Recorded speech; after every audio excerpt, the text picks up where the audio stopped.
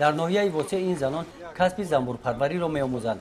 با دستگیری تشکیلات جمعیتی دنیای امید 10 نفر زنان دهات از اویله‌های نیازمند از جماعت دهات توگرک و جماعت دهات به نام عبدی عوضов برای آموزش این شغل جلب گردیدند.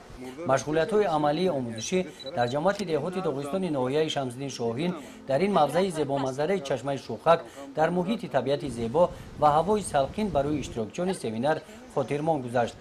در اینجا زنان با طرز کاری زنبورپروران از نزدیک شناسایی پیدا کردند. یک روز مشغولیت‌های عملی در شغل آینده زنبورپروری برای این زنان پر از منفعت گذشت. ما همین 3 روزه که سمینار گذاشتیم، امروز زنبورپروری ما یگان تصورات نداشتیم. یگان چیز نمیفهمیدیم. حوزه همش معلم گفته فهمون مده. با امروز اینا که روزی تجربه آموزی بود اومدیم اینا تجربه آموختیم. خیلی بهره‌مند شدیم که همون را میفهمیم که چخیل همون را اصلا میگرفتیم، چخیل رامکو را تیار میکردیم، چخیل اویلو را جدا میکردیم. همه امی را ما فهمیدیم. آینده ما مقصد دارم که زنبوری اصل پرور که اولیک ما که چی نداریم، نه که مقصد دلیل داریم که همون اویلای زنبور بگیریم و همین کورا پیش بریم. این با اویلا خیلی منفعت نغز می‌آورده است. سطح زندگی و دم من خیلی بلند می‌برداشته است. ما نفهمیدیم میره. برای زنبورپروران ماه اوگوست دوره حاصلخونداری است. در این روزها جمع‌آوری عسل از قوطی‌ها آغاز می‌یابند. روز اول جمع‌آوری عسل زنان شاهد این لحظه‌های دقت جلب کننده از کار زنبورپروران شدند. آنها فهمیدند که عسل به مهنت به دست نمی‌آمده است.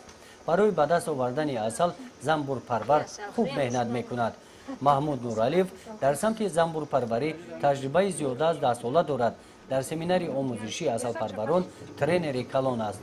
سوهای زنبورپروری یک سوهای بسیار درآمدناکی خوب برای بلند برداشتن سطح هر یک اویله تاجیکستانی است.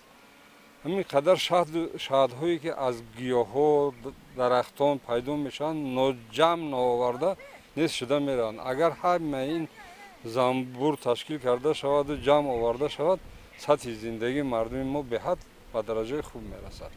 جلب نمودن زنان به شغل زنبورپروری با مقصد پس کردن سطح کمبیزاحتی در دهات در 9 ناحیه منطقه کولوب با دستگیری حکومت جمهوری و برنامه رشد سازمان ملل متحد در منطقه کولوب با مبلغ گذاری دولت روسیه عملی گشته ایستاده است. بعد انجام سمینار این زنان در خطر سرتیفیکات صاحب 2 قوطی زنبورپروری و 2 اویله زنبور گردیده با فعالیت زنبورپروری شروع می‌نمایند. گزارش خواجه نظری خدای نظر ظهورов از ناحیه واسه برای برنامه اطلاعاتی نوید.